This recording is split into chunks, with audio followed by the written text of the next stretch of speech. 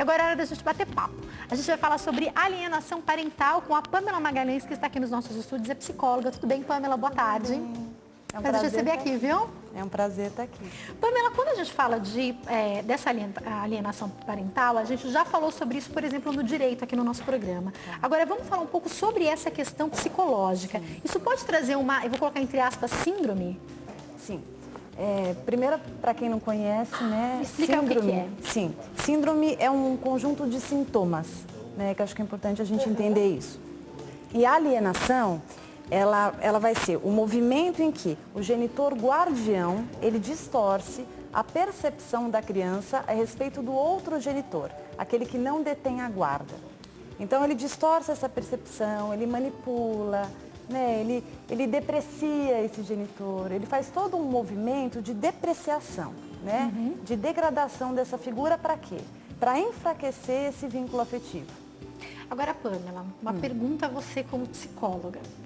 Quando a gente vê casais se separando, principalmente ou porque houve uma traição ou que o companheiro já está com outra pessoa, raras são as vezes em que os pais não fazem isso. Infelizmente, as crianças são massa de manobra na vida dos pais às vezes, né? Foi perfeito o exemplo que você deu, porque isso mostra o quanto há uma mistura de papéis aí, né? Então, de repente, eu tô casada, né? Tenho um filho, e aí acontece alguma coisa, sou traída, né? Meu marido faz alguma coisa que eu não gosto, enfim. Então, como marido, ele falha, né?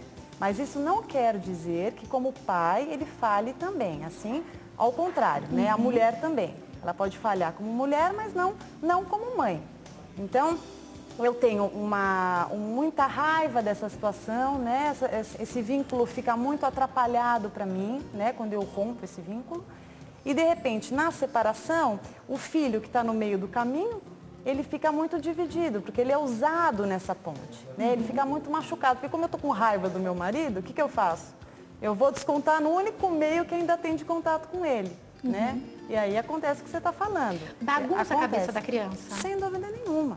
A criança, ela fica dividida, sobrecarregada. Ela pode se sentir culpada? Super. Por quê? Porque ela tem um afeto, né? Então, de repente, vamos pensar. A mãe é a guardiã da criança, né? É o que acontece na maioria dos casos. Sim, na maioria dos casos ainda acontece. Então, essa mãe é a guardiã. Só que ela foi ferida nesse casamento. Ela foi machucada e foi mesmo. Isso é legítimo, é verdade.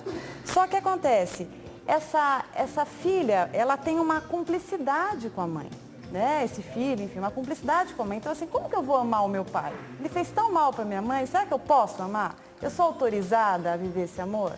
Então, a cabecinha fica fica dividida, né? Então, muitas vezes reprime isso. Por isso que vai depender muito do comportamento desse guardião. Como dois adultos equilibrados devem informar os seus filhos de que vão se separar? E eu digo equilibrados porque, infelizmente, numa separação muitas vezes não há equilíbrio, né? Mas como deveria ser?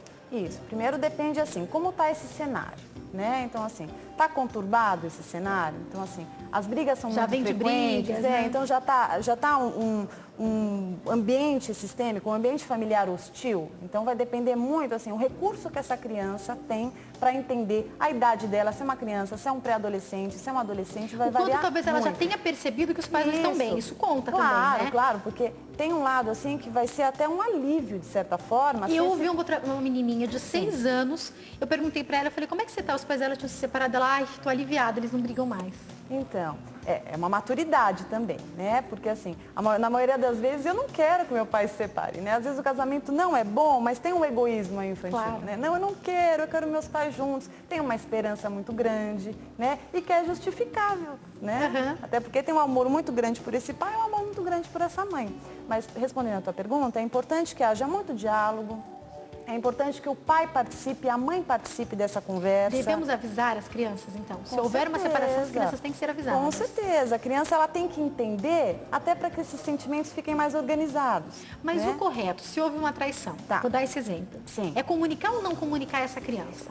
Eu acho que não é necessário você dizer, olha, a mamãe foi traída. Eu acho que isso é muito pesado para o recurso da criança. Se for um adolescente, isso acaba escapando, né? Claro, o ideal seria não expor, porque isso é do casal. A traição é da história da cumplicidade do casal, não é da criança. A criança... Mas os pais muitas vezes não revelam porque querem se sentir os prediletos, querem sentir que os filhos estão do seu lado. Por exemplo, uma mulher traída, ela não faz questão de contar para os filhos, para falar, tá vendo? Olha o que seu pai fez comigo, você vai querer passar o final de semana com ele, com a amante dele? Então, não é isso que acontece? Isso, Jaque. Então, esse movimento, quando a mãe ou o pai faz esse movimento, primeiro que tem uma questão que está muito difícil para esse pai ou essa mãe lidar com a situação. Então, já tem um ponto, né? Então, estou fragilizado, está difícil eu aguentar isso tudo sozinho, eu preciso dividir com alguém, né? E o filho está ali perto, né? Então, assim, o filho acaba muitas vezes, se for um adolescente, então, nossa, então quero trocar com essa filha, ela é minha cúmplice, minha amiga. Se for um pequenininho, né? Aí vê a criança apaixonada pelo pai, por exemplo. Mas como que pode estar apaixonada pelo pai? Ele fez isso e isso comigo, tal. Então, os pais têm que aprender a separar, né? O que é nosso e o que é dos filhos. Porque os filhos, eles recebem isso e eles ficam completamente, como a gente falou, atrapalhados com aquilo, não tem recurso para elaborar. A criança não aguenta. Você imagina, seu pai te traiu, e aí? O que a criança vai fazer? Imagina, ela tem raiva, ela não entende, ela fica confusa, ela tem medo. Ela quer ver, mas sente culpa de querer ver. A ansiedade que a criança fica é absurda, né? Então a gente tem que entender. Então assim, eu tô vendo que eu tô sobrecarregada emocionalmente, tá difícil para mim lidar com a situação que eu tô vivendo, deixa eu procurar uma ajuda, né? Ou de repente, eu não tô preparada para fazer um acompanhamento psicológico. Então, uma pessoa que confie, para poder conversar um pouco, um adulto que não esteja, de repente, emocionalmente envolvido na situação. Exato, né? Até porque o adulto, ele é adulto, mas ele também tem as limitações dele. Claro. Né? Então, inconscientemente, às vezes acaba escapando algumas falhas, né? E não tem que se culpar por isso. Tem que se conscientizar desse comportamento. Isso que é muito importante. Agora, psicologicamente falando, você acha que a pessoa, ela consegue ter uma maturidade, um equilíbrio que seja, de repente, eu vou dar o exemplo de novo da mulher, ela foi traída. Tá. E o homem está com a mulher, se separaram, está com a mulher com quem ele atraiu. Essa mulher, ela consegue ter estrutura para aceitar que os filhos dela aceitem bem aquela outra mulher, ou é uma situação muito difícil? Se esse vínculo só tiver mudado de configuração e ainda existir, ou seja, aquele vínculo que era de amor antigamente, que fazia esse casal existir, e agora ele está em cima do ódio, da vingança, da frustração, da raiva, porque uma separação é sempre delicado, né? Não é uma coisa simples, trivial, é algo pontual. Então, se isso não estiver bem elaborado, se esse luto não foi bem elaborado, e essa mulher, como você deu o exemplo da mulher, ainda está muito sobrecarregada com essa questão, sem dúvida nenhuma, ela vai falar um monte para essa criança, olha lá seu pai, ele está nem aí para você, ele está com outra mulher, e a mulher, às vezes a outra mulher, ela não aprova esta outra mulher, né? Mas se ela quiser olhar pelo bem da criança, se o bem maior for o bem-estar desta criança, ela vai ter que ter bom senso, o pai também, né, com a escolha desse pai, e ela olhar também se é uma pessoa legal mesmo, porque pode ser uma pessoa legal e ela vai ter que repensar, e pode não ser uma pessoa legal, que aí ela tem razão, né? Então, por isso, mais uma razão da comunicação do pai, dessa mãe, né, existir. Seria até importante que essa mãe conhecesse, então, essa nova mulher ou vice-versa. Até porque é pro bem dela, vai estar com o filho dela. Então, deixa eu ter uma relação bacana, porque vai estar com o meu filho se for pequenininho, então. O que eu vi que, às vezes, de casais separados, que eu acho triste, é 2 festas de aniversário.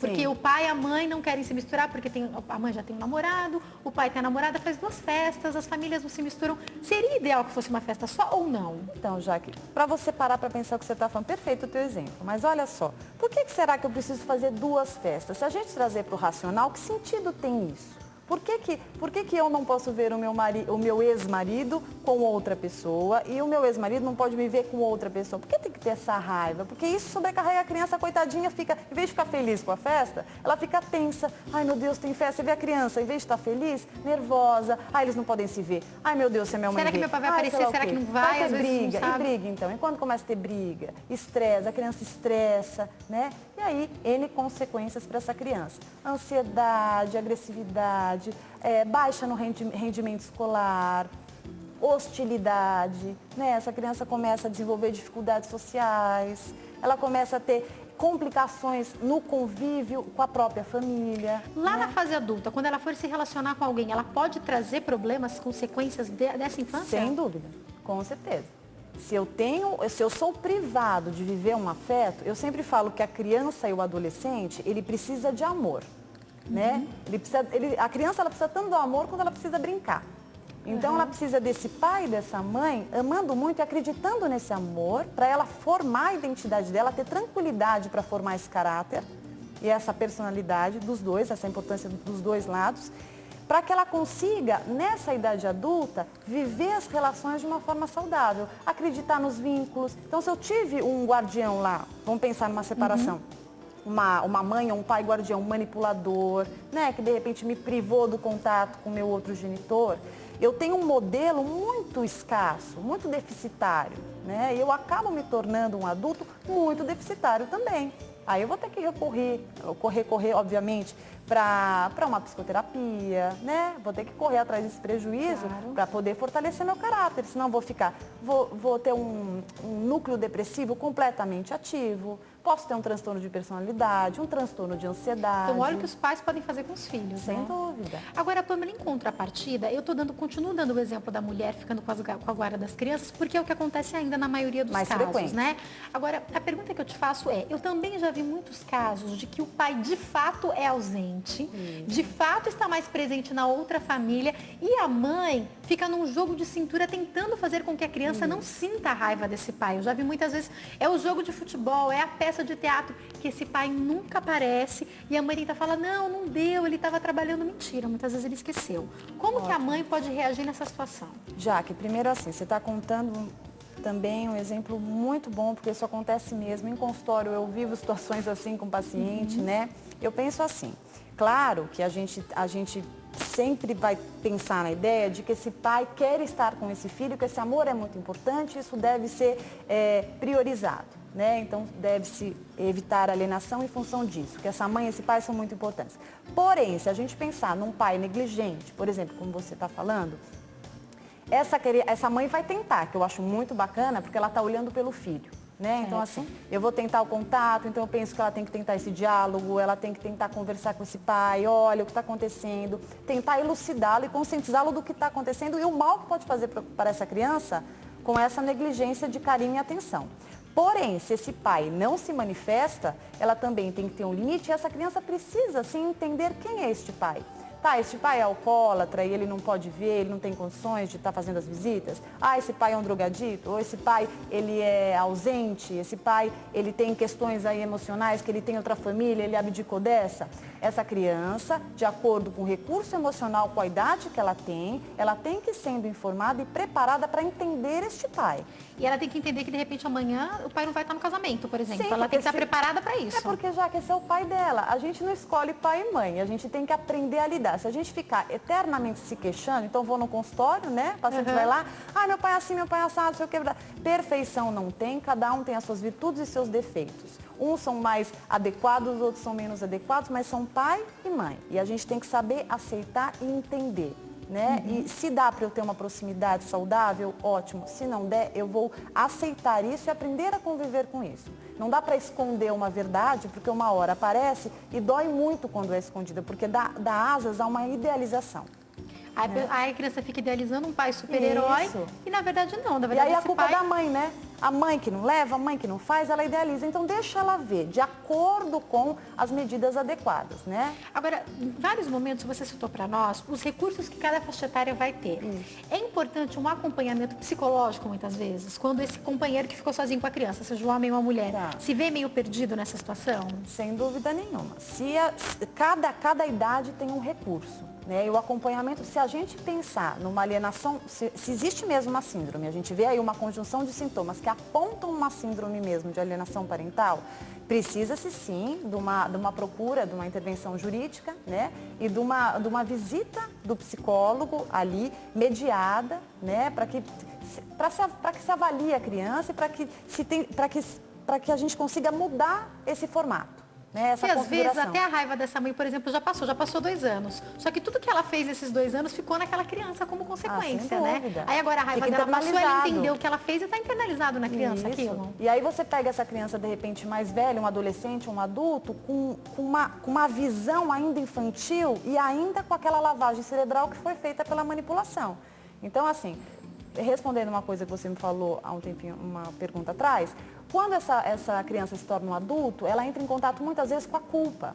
Porque ela olha e fala assim, nossa, eu fui manipulada mesmo, olha como que era. E dá uma culpa muito grande, né? E aí dá um desespero de tentar resgatar, então às vezes ativa um núcleo depressivo. Por isso que é muito bom que, percebendo, né, a pessoa procure uma ajuda. A própria pessoa que de repente está praticando uma possível alienação, procure ajuda porque ela também precisa. Muitas vezes é inconsciente, não está percebendo, tem essa mágoa mal elaborada. Ela quer o melhor para o filho, mas ela está mal elaborada, por isso que ela faz dessa forma, Isso. né? E o pai ou a mãe que está sendo alienado, procure também uma ajuda, uma intervenção jurídica, se a gente pensar, porque a gente tem 3 graus de alienação. A gente tem o leve, o moderado e o severo, né? Dentro de um moderado, de um severo, em que essas visitas são completamente sabotadas, né? Em que assim, esse pai ou essa mãe ficam completamente fora do progresso dessa criança, do desenvolvimento dessa criança, começa a perceber que estão sendo privados dessa Não se avisa quando vai ter um teatro, não se avisa quando a criança escolar, né? Não tem aviso nenhum, nem com a questão de saúde da criança. Né? Então, dentro dessa configuração, tem que ter uma intervenção jurídica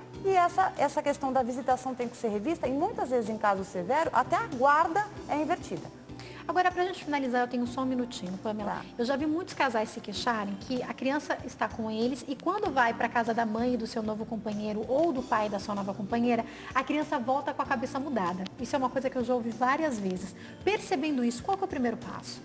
Então, se no momento que a criança está indo, ela volta com a cabeça mudada, mostra que ela não está conseguindo saber o que pensar, o que perceber daquela situação. Então, o diálogo tem que ser muito importante, isso pode ser um indício que está acontecendo alguma coisa, né? Pode ser também uma alienação parental que está acontecendo. Por que ela vem com a cabeça mudada? O que está acontecendo naquele ambiente, né? Às vezes ela vem mais agressiva com a Isso, mãe. por que está mais agressiva? Então, assim, de repente esse pai fala algumas coisas sobre a mãe que a machuca, né? Ou essa mãe fala alguma coisa desse pai que machuca. É difícil ouvir depreciarem uma pessoa que você ama. Né? Então, eu acho que essa configuração só acontece quando a relação dos ex-cônjuges, ela está muito deficitária. Então, é muito importante que consiga fazer o luto desta relação e consiga entender que, embora marido e mulher não existam mais, pai e mãe é para sempre. É uma sociedade eterna. Infelizmente tem que finalizar, mas eu quero te falar, pense muito bem antes de se casar e pense muito bem antes de se separar. Veja se é a única alternativa de fato, porque às vezes as pessoas fazem isso na raiva, aí o outro segue a vida e você percebe que ainda amava, não precisava ter feito isso, né? Sim. E os filhos muitas vezes sofrem. Infelizmente eu tenho que encerrar, Pamela, mas muito obrigada pelos seus esclarecimentos, viu? Foi um prazer te receber aqui. Quem quiser entrar em contato, o site é www.clinicapsicologicamec.com.br, www.clinicapsicologicamec.com.br, e tem o e-mail da Pamela, que é pamelacmagalhães@gmail.com, certo? Isso. Obrigada, Pamela, mais uma vez. Uma boa tarde. Infelizmente eu tenho que encerrar o nosso programa, mas então agora eu vou aproveitar para falar contigo sobre um pouquinho sobre isso que a gente estava falando aqui agora. A gente estava falando sobre família, né? Eu quero finalizar o nosso programa deixando um recado para você que nos assiste e te lembrando que todas as suas decisões têm que ser certas. A gente vai errar várias vezes. Mas a gente tem que sempre tentar fazer o melhor, e não só para a gente, para o outro também. Então, antes de uma decisão, pense. Antes de uma decisão, veja todas as possibilidades. Veja para quem você vai pedir conselhos, veja para quem você vai pedir ajuda. Às vezes, a pessoa que você considera sua melhor amiga ou seu melhor amigo não vai dar um conselho tão bom. Às vezes, vale mais a pena você pensar, esperar um pouco e tomar uma decisão que seja sua. Porque se amanhã der certo, vai ter alguém para compartilhar contigo o acerto. Mas se amanhã der errado, cada um vai para sua casa e você vai ficar com seus problemas. Eu quero te lembrar que nós temos um, que é o verdadeiro ajudador e que é o melhor amigo de todos, esse é Deus. Ore antes das suas decisões. Deixe Deus dirigir a sua vida. A sabedoria dos homens é tão passageira, mas a sabedoria de Deus é eterna. Ele sabe sobre o dia de amanhã. E às vezes Ele está dando sinais e evidências para a gente e a gente insiste em fazer do nosso jeito. Pense sim. Procure algumas ajudas. A Bíblia fala que na multidão de conselhos há sabedoria, mas preste atenção de quem você está pedindo ajuda. Lembre-se que a sua decisão é responsabilidade sua e só quem sabe de todas as coisas é Deus. Depois medite em Efésios, capítulo 3, versículo 20. Ali fala que Deus é poderoso para fazer tudo muito mais abundante do que aquilo que pedimos ou pensamos, segundo o poder dele que em nós opera. os teus sonhos de família, os teus sonhos a serem realizados, Deus pode fazer muito além do que você imagina. Então, ore a Ele e deixe que Ele te dirija. Obrigada pelo teu carinho, obrigada pela tua audiência. Eu te espero amanhã. Tenha uma excelente tarde hoje. Beijo grande. Tchau. A cada dia mais vou me empregar, eu quero ir. Eis aqui meu tempo, eis aqui minhas horas. Aqui estou eu. Minha vida eu te dei para investir onde quiser. Eis aqui minhas mãos, eis aqui